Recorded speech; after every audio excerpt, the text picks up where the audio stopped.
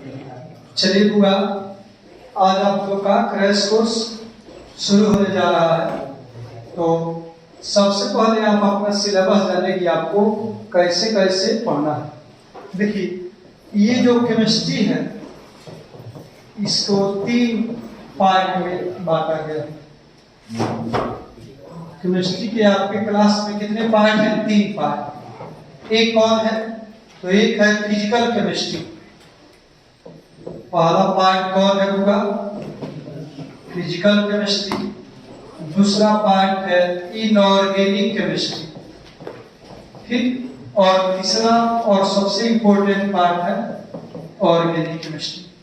ठीक, देखिए, वैसे फिजिकल है 22 मार्क्स का, इनऑर्गेनिक है 20 मार्क्स का, और ऑर्गेनिक है कितना?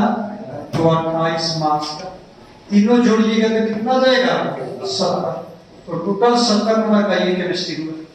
अब आइएगा इसमें, तो फिजिकल में आपको 5 चैप्टर्स पढ़ने हैं। कितने चैप्टर है फिजिकल में? 5 चैप्टर्स। इनऑर्गेनिक में कितने चैप्टर्स? तो 4 चैप्टर्स। ठीक, ऑर्गेनिक में कितने हैं? तो 7 चैप्टर्स। ऑर्गेनिक में कितना? 7 चैप्टर पढ़ना है। फिजिकल का चैप्टर 5 है लेकिन बहुत बड़ा बड़ा है। इनऑर्गेनिक का चैप्टर छोटा छोटा है, 4 है, और उसमें 7 चैप्टर है। बायोमोलिकुलर को छोड़कर बाकी ऑर्गेनिक का सारे चैप्टर छोटे छोटे हैं। बायोमोलिकुलर एक बड़ा और इंपॉर्टेंट चैप्टर। ठीक, तो सबसे पहले हम आपको कौन शुरू करेंगे? फिजिकल केमिस्ट्री आपको शुरू करेंगे। तो देखिए, वैसे बैच में तो एक चैप्टर में किसी तरह 1-1.5 महीना लग ही जाता है, लेकिन एक चैप्टर पढ़ाएंगे उसमें आपका लगभग पूरा फिजिकल, जितना एक चैप्टर बैच में पढ़ाने में समय लगता है उसमें पूरा फिजिकल और थोड़ा सा इनऑर्गेनिक भी पढ़ा देंगे। क्योंकि इसमें क्रैश कोर्स में मात्र एक क्लास में 4 से 5 दिन लगेंगे। 4 से 5 क्लास में एक चैप्टर समाप्त, एग्जाम में पूरा आ जाएगा। तो कहिए इतना सरल क्यों? बैच में भी वही पढ़ाएंगे, इसमें भी वही पढ़ाएंगे। कुछ कचरा चीज है जो नहीं पूछा जाता है उसको छापेंगे, बाकी सारा चीज पढ़ा देंगे। तो भी इतना जल्दी क्यों? तो जल्दी इसलिए कि हम लोग जानते हैं कि एग्जाम में कितना कितना नंबर का लिखा जाता है। 2 नंबर वाला का कितना लैंग्वेज होना चाहिए, 5 नंबर वाला का कितना होना चाहिए, उस टाइप का आंसर, उस टाइप का भाषा लिखा जाता है। इसलिए आपको इतने कम समय में, और अनुभव है कौन एग्जाम में पूछेगा सवाल, तो सब हम लोग लगभग जानते हैं, लगभग हम लोग को मालूम रहता है। तो इसलिए आपका 4 से 5 दिन में एक चैप्टर समाप्त हो जाएगा। और टारगेट रखा गया है इसमें 10 जनवरी को समाप्त कर देने का ये क्रैश कोर्स जो आज शुरू होने जा रहा है। और 10 जनवरी तक पूरा सिलेबस पढ़ा देंगे, ला भी देंगे। और इसके अलावा आपको जो ऑब्जेक्टिव है, तो ऑब्जेक्टिव का रखा गया है, मटेरियल सब है, तो उसको ऑब्जेक्टिव को आप लेते जाइएगा। वैसे जो चैप्टर पढ़िएगा उसके साथ तो बहुत सारे ऑब्जेक्टिव आपसे बन ही जाएगा, लेकिन ऑब्जेक्टिव का अलग व्यवस्था किया गया है, आप लोगों को मिल जाएगा। उसका जितना क्वेश्चन ऑब्जेक्टिव है सेट मिल जाएगा, उसको बनाते रहिएगा। तो चलिए आज आप लोगों का ये शुरुआत कर देते हैं।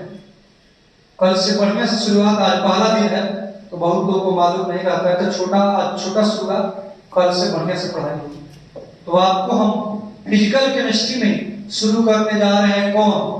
Electrochemistry chapter. बच्चा लोग का मान है कि पहले इलेक्ट्रोकेमिस्ट्री ही शुरू कीजिए, इसलिए पहले कौन शुरू करने जा रहे हैं? इलेक्ट्रोकेमिस्ट्री यानी वैद्युत रसायन शुरू करने जा रहे हैं। हिंदी लिखिए, वैद्युत रसायन। वैद्युत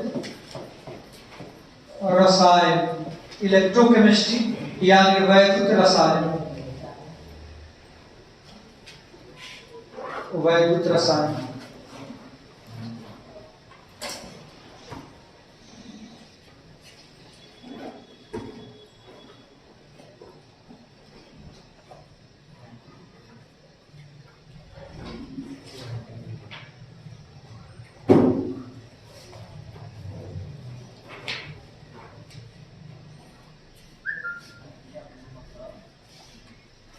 इसमें आशा लेके ये चला जा रहा है कि कम समय में आप कम से कम 90 नंबर लाए। अगर निश्चित रूप से अगर आप बताई चीज को याद कर लेते हैं डेली का डेली, तो समय कम है तो आपको 90 नंबर आ सकता है। क्योंकि बैच में जो पढ़ाई होगी वही सब लिखेगा, आप इतना समय कम समय में पढ़िएगा, आप कभी वही आंसर लिखिएगा, वो दोनों में लड़ेगा, बैच में भी लड़ेगा, इसमें पढ़ाया गया चीज पूरे लड़ेंगे। तो चलिए आपका शुरुआत हो रहा है इलेक्ट्रोकेमिस्ट्री से। देखिए ये इलेक्ट्रोकेमिस्ट्री में हम क्या क्या पढ़ते हैं। देखिए लाइट जो आ रहा है बोर्ड में लाइट है, इससे पंखा चलेगा, बिजली चलेगा, या इलेक्ट्रिकल इंस्ट्रूमेंट चलते हैं। तो लाइट क्या है? Electrical energy. इससे बैटरी हम चार्ज करेंगे, तो बैटरी चार्ज करेंगे, बैटरी चार्ज हो जाएगा, उसमें केमिकल एनर्जी पैदा होगी। जब लाइट समाप्त हो जाएगा ना, बंद हो जाएगा, तो बैटरी के अंदर केमिकल रिएक्शन होगा, उससे हम करंट पैदा करेंगे। फिर तो बैटरी से टीवी, बैटरी से टीवी पंखा सब नहीं चलता है, चलता है। तो बैटरी के केमिकल रिएक्शन से इलेक्ट्रिकल एनर्जी पुनः पैदा होती है। और चार्ज करते समय इलेक्ट्रिक करंट से, इलेक्ट्रिकल एनर्जी से ये केमिकल एनर्जी पैदा हो रही है। तो देखो दोनों काम हो रहा है, चार्ज करते समय इलेक्ट्रिकल एनर्जी द्वारा केमिकल एनर्जी पैदा हो रही है, और बैटरी का जब काम लेते हैं तो बैटरी के अंदर केमिकल रिएक्शन यानी केमिकल एनर्जी पैदा होती है, तो उससे हम इलेक्ट्रिकल एनर्जी पुनः पैदा करते हैं। तो इलेक्ट्रोकेमिस्ट्री में हम यही पढ़ते हैं कि इलेक्ट्रिकल एनर्जी, केमिकल एनर्जी एक दूसरे में कैसे बदलते हैं, दोनों के बीच क्या संबंध है, इन्हीं बातों का अध्ययन इलेक्ट्रोकेमिस्ट्री में किया जाता है। तो इसका परिभाषा आप लिख लीजिए, लिखिए रसायन की वह शाखा, रसायन की वह शाखा, रसायन की वह शाखा जिसमें, रसायन की वह शाखा जिसमें, रसायन की वह शाखा जिसमें वैद्युत ऊर्जा, वैद्युत ऊर्जा एवं रासायनिक ऊर्जा के बीच संबंध, वैद्युत ऊर्जा एवं रासायनिक ऊर्जा के बीच संबंध, के बीच संबंध एवं उनका एक दूसरे में, एवं उनका एक दूसरे में, एवं उनका एक दूसरे में परिवर्तन, एवं उनका एक दूसरे में परिवर्तन, एवं उनका एक दूसरे में परिवर्तन का अध्ययन किया जाता है, एवं उनका एक दूसरे में परिवर्तन का अध्ययन किया जाता है।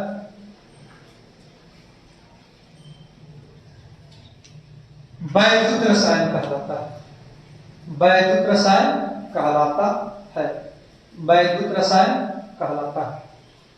कौन रसायन कहलाता है हुआ? वैद्युत रसायन कहलाता है। चलिए ये समाप्त हुआ वैद्युत रसायन। अब आइए इसमें एक टर्म है इलेक्ट्रोलिसिस, इलेक्ट्रोलिसिस यानी विद्युत विच्छेदन, चाहे वैद्युत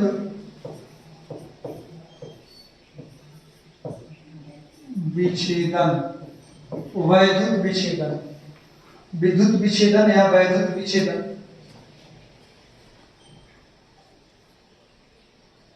विद्युत विच्छेदन या वैद्युत विच्छेदन। देखिए जी एक चीज आप जानिए, एक टर्म है इलेक्ट्रोलाइट। क्या है इलेक्ट्रोलाइट?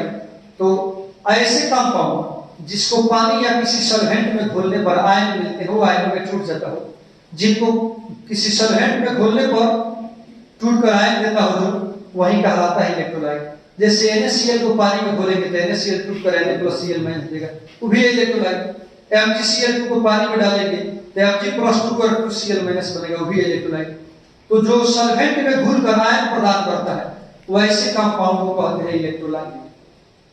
वहीं चीनी को डालोगे, बेंजीन को डालोगे, घोलोगे किसी सॉल्वेंट में तो आयन नहीं देगा, तो नॉन इलेक्ट्रोलाइट है। और नमक, चीनी या कोई भी साल्ट या एसिड बेस, इस सब को पानी में डाल के घोलोगे तो आयन देगा। तो जो आयनों में टूट जाते हैं वो इलेक्ट्रोलाइट है। सारे आयनिक कंपाउंड पानी या किसी सॉल्वेंट में घोलने पर वो आयनों में टूट जाते हैं, इसलिए सारे आयनिक कंपाउंड इलेक्ट्रोलाइट है। तो इलेक्ट्रोलाइट का जो सॉल्यूशन होता है, घोल होता है, उसमें आयन चलते हैं तो विद्युत का सुचालक होता है। और वहीं बेंजीन या मिथेन ग्लूकोज ये सब नॉन इलेक्ट्रोलाइट है, इसको घोलेंगे तो घोल में आयन नहीं मिलेगा, इसलिए इनका घोल विद्युत का कुचालक होता है। और इलेक्ट्रोलाइट का घोल विद्युत का सुचालक होगा। नमक इलेक्ट्रोलाइट है, NaCl पानी में घुल कर क्या टूटता है, तो Na+ और Cl- टूट कर आयन देता है, NaCl Na+ और Cl- आयन देता है, इसलिए NaCl इलेक्ट्रोलाइट है, इसका घोल विद्युत का सुचालक हो। तो देखो किसी इलेक्ट्रोलाइट के घोल में विद्युत धारा प्रवाहित कर उसे आयनों में तोड़ने की प्रक्रिया को विद्युत विच्छेदन कही जाती है।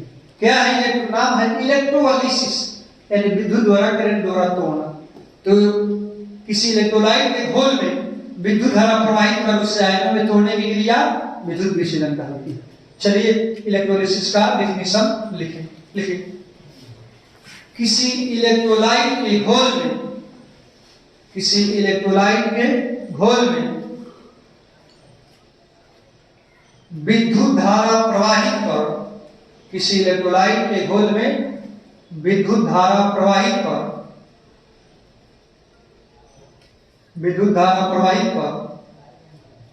उसे आयनों में तोड़ ले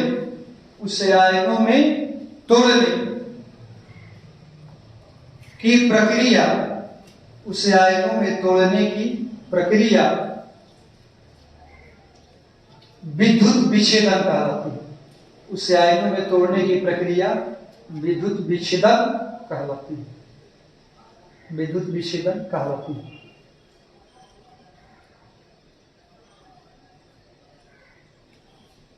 हो गया। चलिए प्रयोग चेक करके लिखिए। ये पूछेगा नहीं एग्जाम में, लेकिन इसका काम है फैराडे लॉ पढ़ाना है, उसमें इसका काम है। प्रयोग चेक करके लिखिएगा। इसमें कैटायन है, धनायन पॉजिटिव है। इसमें कैटायन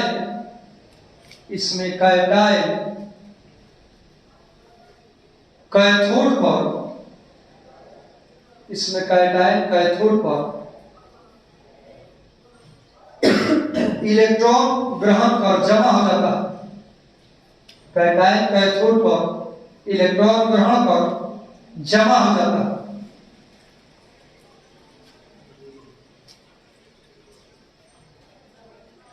और ऋणायन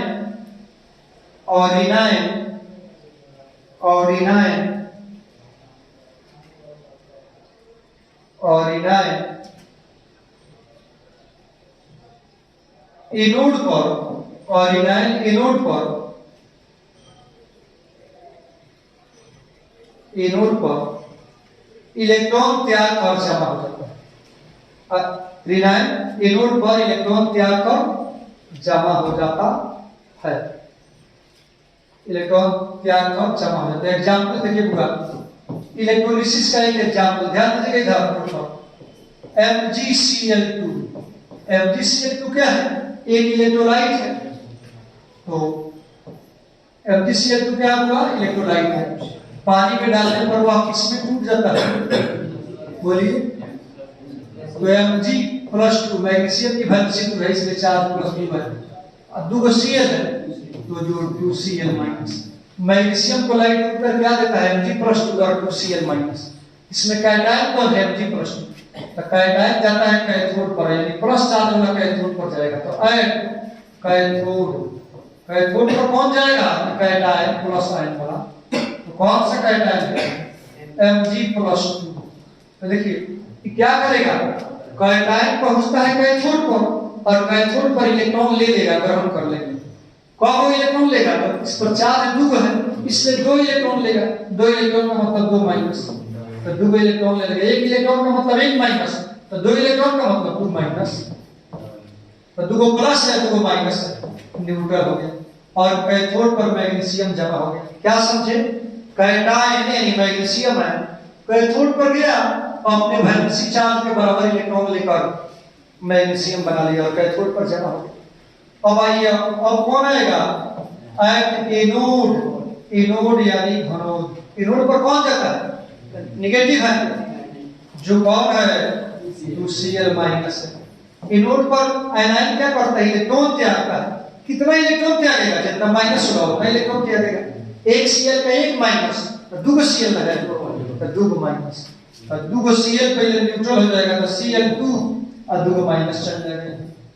तो एनोड पर क्लोराइड आयन इलेक्ट्रॉन त्याग कर क्लोरीन के रूप में जमा होगा। अब चलिए दोनों को जोड़ देंगे। क्या जोड़ेंगे? तीर के पहले वाला एक साइड पे जोड़ा है, तीर के बाद वाला एक साइड पे। देखिए यहाँ पर तीर के पहले 2 है, तीर के बाद 2 है, तो 2 कट गया। अब क्या बचा? Mg+2 जोड़ 2Cl माइनस क्या बचा? Mg जोड़ Cl। तो मेरा कहना यह है, देखिए मैग्नीशियम क्लोराइड का जब विद्युत विच्छेदन किया गया तो कैथोड पर मैग्नीशियम जमा हुआ और एनोड पर कौन जमा हुआ? क्लोरीन जमा हुआ।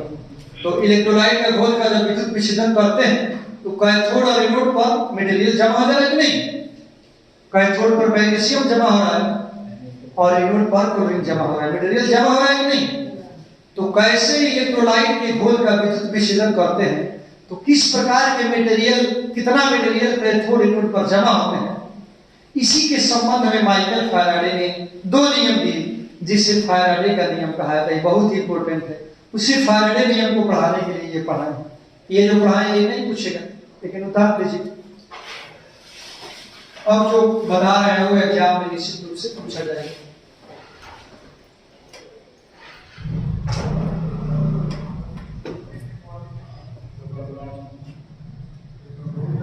चलिए अब आइए इसको मिटा दिया जाए। अब हुआ ये VVI क्वेश्चन है, याद ही कर लीजिएगा इसको। देखिए फैराडे का 2 नियम है।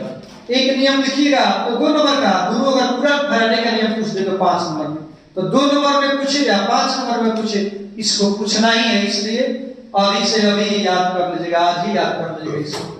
चलिए क्वेश्चन लिखिए। ये कलर सही पूरा है, लिखिए। तो एक्सप्लेन VVI है sir.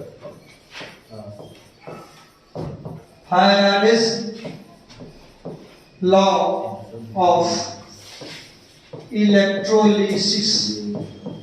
Explain Faraday law of electrolysis. VVI कर दो, सीधे कर दो 2022 VVI। Explain Faraday's law of electrolysis.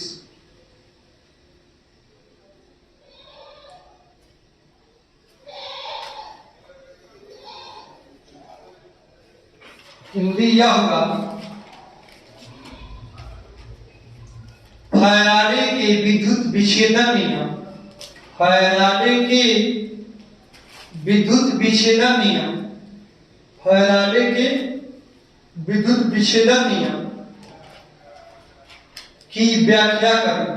Faraday के विद्युत विच्छेदन नियम की व्याख्या करें। फैराडे के विद्युत विच्छेदन नियम की व्याख्या करें। फ्लक्स। फैराडे के विद्युत विच्छेदन नियम की व्याख्या करें। कल पढ़ा जाएगा अगुआ शुरुआत। चूंकि मान लिया फर्स्ट डे के बच्चा कम आता है, इंपॉर्टेंट चीज है ये, तो मेरे ख्याल से आप लोग रेगुलरिटी बन गई। कल से देखिए ना कितना पढ़ा रहे हैं, 2 दिन में पढ़ा देंगे चैप्टर ये हाफ हो जाएगा। इसलिए पूरा आप लोग नहीं मानिएगा बुआ, आज तो रेगुलरिटी बन गई, बैच चलेगा तो कल से बढ़िया से पढ़ लेगा बुआ। गिर 4 या ज्यादा से ज्यादा तो 5 चैप्टर पूरा फिनिश इतना दिन में बुआ। सिलेबस ये लिखा हुआ है, सिलेबस भी मिलाइएगा ना, समझे? सिलेबस मिलाइएगा तो 4 से 5 क्लास में लगभग पूरा सिलेबस पढ़ा देंगे, ताकि लर्निंग की गारंटी।